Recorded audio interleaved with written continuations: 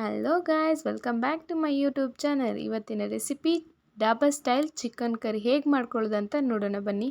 ಮೊದಲಿಗೆ 2 ಟೊಮೆಟೊನ ಕಟ್ ಮಾಡ್ಕೊಂಬಿಟ್ಟು ಒಂದು ಮಿಕ್ಸಿ ಜಾರಲ್ಲಿ ಹಾಕಿ ಒಂದು ತಿನ್ನಾಗಿ ಪೇಸ್ಟ್ ಮಾಡಿಕೊಂಡು ಸೈಡಲ್ಲಿ ಎತ್ತಿಟ್ಕೊಳ್ಳಿ. ನೆಕ್ಸ್ಟ್ 2 ಈರುಳ್ಳಿನ ತಗೊಂಡು ನಾರ್ಮಲಾಗಿ ಉದ್ದದ್ದಕ್ಕೆ ಹೆಚ್ಚಿ ಒಂದು ಸೈಡಲ್ಲಿ ಇಟ್ಕೊಳ್ಳಿ. ಈರುಳ್ಳಿ ನಾನ್ ವೆಜ್ಗೆ ಸ್ವಲ್ಪನೇ ಜಾಸ್ತಿ ಯೂಸ್ ಮಾಡಿ ಅಂತ, ಸ್ವಲ್ಪ ಜಾಸ್ತಿ ಯೂಸ್ ಮಾಡಿ ಟೇಸ್ಟ್ ಚೆನ್ನಾಗಿ ಕೊಡುತ್ತೆ ಅಂತ.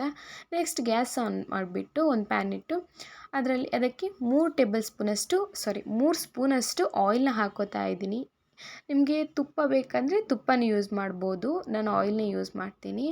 ಆಮೇಲೆ ಒಂದು ಪಲಾವ್ ಎಲೆನ ಅರ್ಧ ಮಾಡಿಬಿಟ್ಟು ತಗೊಂಡಿದ್ದೀನಿ. ಹಾಗೆಯೇ ಒಂದು 1/4 ಇಂಚಷ್ಟು ಚಕ್ಕೆನ 2 ಪೀಸ್ ಮಾಡಿದ್ದೀನಿ. 2 ಲವಂಗ, 1 ಏಲಕ್ಕಿ, ಹಾಗೆಯೇ 1 ಕೆಂಪು ಮೆಣಸನ್ನ ತಗೊಂಡು 2 ಪೀಸಾಗಿ ಕಟ್ ಮಾಡಿದ್ದೀನಿ. ನೆಕ್ಸ್ಟ್ 2 ಕಟ್ ಮಾಡಿರುವಂತಹ ಈರುಳ್ಳಿ ಇತ್ತಲ್ಲ, ಅದನ್ನು ಹಾಕ್ಕೊಂಡು ಸ್ವಲ್ಪ ಫ್ರೈ ಮಾಡ್ಕೋತಾ ಇದ್ದೀನಿ ಒಂದು ಕಲರ್ ಬರೋವರೆಗೂ. ನೆಕ್ಸ್ಟ್ ಇದಕ್ಕೆ ಉಪ್ಪನ್ನು ಸೇರಿಸ್ಕೊಳ್ಳಿ. ನಿಮ್ಮ ರುಚಿಗೆ ತಕ್ಕಷ್ಟು ಉಪ್ಪನ್ನ ಸೇರಿಸ್ಕೊಳ್ಳಿ.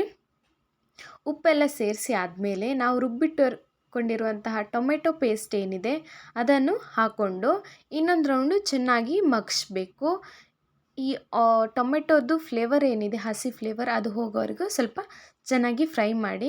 ನೆಕ್ಸ್ಟ್ ಅದಕ್ಕೆ ಒಂದು ಅರ್ಧ ಟೇಬಲ್ ಸ್ಪೂನಷ್ಟು ಶುಂಠಿ ಬೆಳ್ಳುಳ್ಳಿ ಪೇಸ್ಟ್ ಹಾಕ್ಕೊಂಡು ನೆಕ್ಸ್ಟ್ ನಾವು ಕಟ್ ಮಾಡಿ ವಾಶ್ ಮಾಡಿ ಇಟ್ಕೊಂಡಿರೋಂಥ ಚಿಕನ್ ಹಾಕಿ ಅದಕ್ಕೆ ಅರ್ಧ ಸ್ಪೂನಷ್ಟು ರೆಡ್ ಚಿಲ್ಲಿ, 1/4 ಸ್ಪೂನಷ್ಟು ಅರಿಶಿನ, 1 ಸ್ಪೂನಷ್ಟು ಧನಿಯಾ ಪೌಡರ್ ಹಾಕೋತಾ ಇದ್ದೀನಿ. ನೆಕ್ಸ್ಟ್ ಹಾಗೆಯೇ ಒಂದು ಅರ್ಧ ಸ್ಪೂನಷ್ಟು ಗರಂ ಮಸಾಲ ಪೌಡ್ರನ್ನ ಹಾಕಿಬಿಟ್ಟು ಚೆನ್ನಾಗಿ ಒಂದು ರೌಂಡ್ ಚೆನ್ನಾಗಿ ಮಿಕ್ಸ್ ಮಾಡ್ಕೊಳ್ಳಿ. ಎಲ್ಲ ಕಡೆಯೂ ಚೆನ್ನಾಗಿ ಹಿಡಿಬೇಕು. ಮಿಕ್ಸ್ ಮಾಡ್ಕೊಂಡಾದಮೇಲೆ ಇದಕ್ಕೆ ಒಂದು 2 ಕಪ್ಪಷ್ಟು ನೀರನ್ನ ಹಾಕ್ಕೊಳ್ಳಿ. ನೀರು ಹಾಕ್ಕೊಂಡು ಇದನ್ನು ಹಾಗೆ ಕುದಿಯೋದಕ್ಕೆ ಒಂದು 10ರಿಂದ 15 ನಿಮಿಷ ಹಂಗೆ ಕುದಿಯೋದಕ್ಕೆ ಬಿಟ್ಟು ನೆಕ್ಸ್ಟ್ ಇದಕ್ಕೆ ಮೊಸರು ಹಾಕ್ಕೋತಾ ಇದ್ದೀನಿ. ಒಂದು 3 ಸ್ಪೂನಷ್ಟು ಮೊಸರನ್ನ ಹಾಕ್ಕೋತಾ ಇದ್ದೀನಿ.